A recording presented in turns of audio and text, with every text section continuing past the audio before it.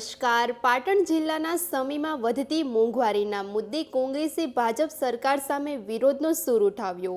કોંગ્રેસના આગેવાનો અને કાર્યકરોએ શહેરમાં રેલી યોજી મામલતદારને આવેદનપત્ર પાઠવી પેટ્રોલ, ડીઝલ અને ગેસ સહિત જીવન જરૂરી ચીજવસ્તુઓના વધતા ભાવો પર નિયંત્રણ લાવવાની માંગ કરી. વધુ સમાચાર માટે જોડાયેલા રહો. RP Gujarat news, Rajkot. हमारी यूपीए सरकार आज मोंघवारी माजा मूकी है त्यारे गृहिणीओना बजेट पण खोरवाना है। जयरे पेट्रोल डीजल सतत 10 થી 12 रुपया 2 महीना में वधारो आव्यो छे।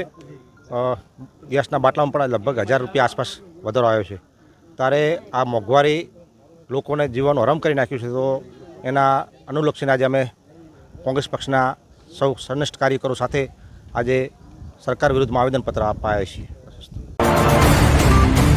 મારું નામ નાડોદા પ્રસાદભાઈ જગમાલભાઈ, સમી તાલુકા કોંગ્રેસ પ્રમુખ. પત્ર દેવા આવ્યા છીએ. એના દ્વારા અમારી કોંગ્રેસ પાર્ટીના આદેશ અનુસાર ભારત દેશ અને ગુજરાત રાજ્યમાં જે દિવસે ને દિવસે મોંઘવારી વધી રહી છે, અર્થતંત્ર તૂટી રહ્યું છે, ખેડૂત પીડાય છે, આરોગ્ય શિક્ષણના કોઈ ઠેકાણા નથી, ડીઝલ પેટ્રોલ મોંઘું છે, ખેડૂતોને ડીઝલ મળતું નથી, ખેતી કઈ રીતે કરવી, પેપર લીક થાય, અમારે ભરોસો કોના ઉપર રાખો?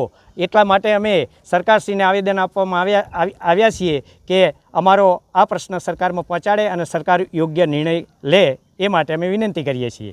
છેલ્લા 2 મહિનાની અંદર પેટ્રોલમાં 5 રૂપિયા વધારો થયો, ગેસમાં પણ 1000 રૂપિયા પહોંચી ગયો. જે દિવસે કોંગ્રેસ સરકાર 325 રૂપિયા ડીઝલનો બાટલો આપતી હતી, તે દિવસે ગેસનો તે દિવસે આ સરકાર બેઠી તે વિરોધ કરતી હતી અને બાટલા લઈ અને ઓફિસોમાં આવીને રજૂઆત કરતી હતી કે ગેસ મોંઘો છે. આજે 3 ગણો ગેસ વધી ગયો, 1000 બાટલો પહોંચ્યો. તો શું આ મોંઘવારી ડામશે કે નહીં? મોંઘવારી દરેકને મારી નાખશે. માટે અમારી વિનંતી છે કે કોંગ્રેસ જે પ્રકારે બાટલો આપતી હતી એ પ્રકારે આ સરકાર આપી જોઈએ, તો અમે આ સરકારને પણ માનવા તૈયાર છીએ.